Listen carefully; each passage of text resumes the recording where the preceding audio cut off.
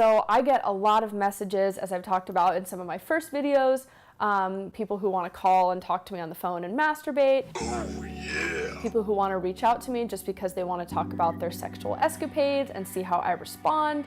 People who are not looking for sex therapy.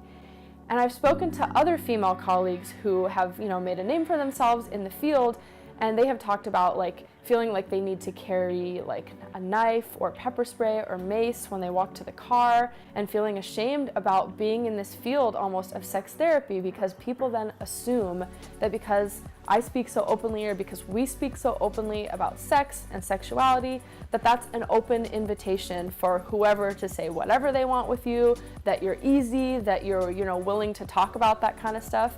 Even for some people in the field, I've had other sex therapists and sex educators speak to me in ways that I thought were totally disrespectful and inappropriate. If you've watched any of my videos, you know that I'm pretty open and nothing really shocks me. I ate her pussy with some fava beans and a nice Chianti. But I think hearing that from someone who promotes, a no sex shaming kind of thing, and the way that often women are addressed in this field, yeah, sometimes it does make me feel like, wow, are people still judging me for the way that I speak about sex? The answer is yes, definitely. I wish that wasn't the case. Because of that, I've actually launched this new podcast called Sluts and Scholars, which you should check out on iTunes, Google Play, Stitcher. I would love for you to subscribe and check it out. Let me know what you think.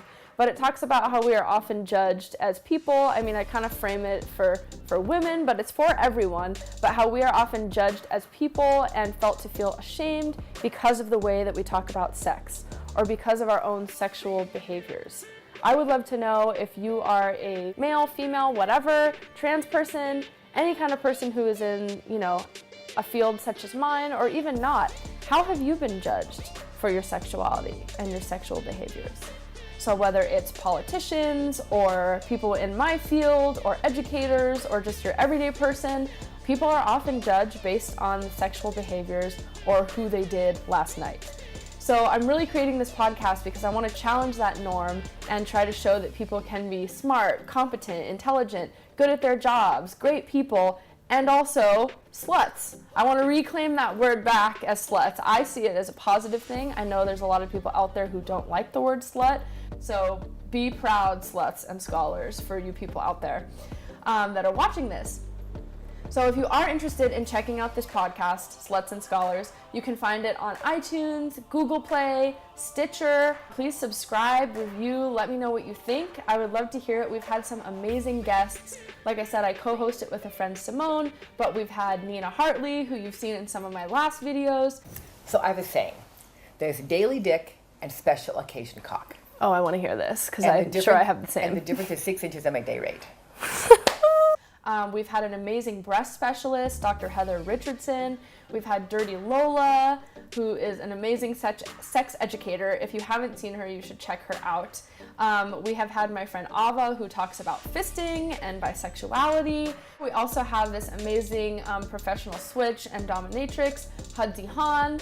She is fantastic. We also have this great one coming up that I am really excited about, where my co-host actually has her ex-boyfriend on the show, and we talk about normalizing bodily functions like smells, sounds, fluids, things like that.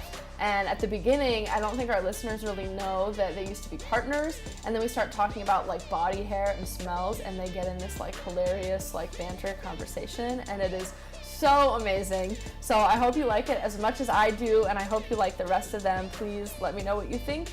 You can find Sluts and Scholars on Instagram at Sluts and Scholars. You can also find us on Twitter at Sluts Scholars, or you can email us at slutandscholars@gmail.com if you're interested in being on the podcast, or if you have any recommendations or questions about things you might like to hear. I hope it fits in with this staying on top theme, and that listening to that and watching these can help normalize some of your things and take away some of your sexual shame.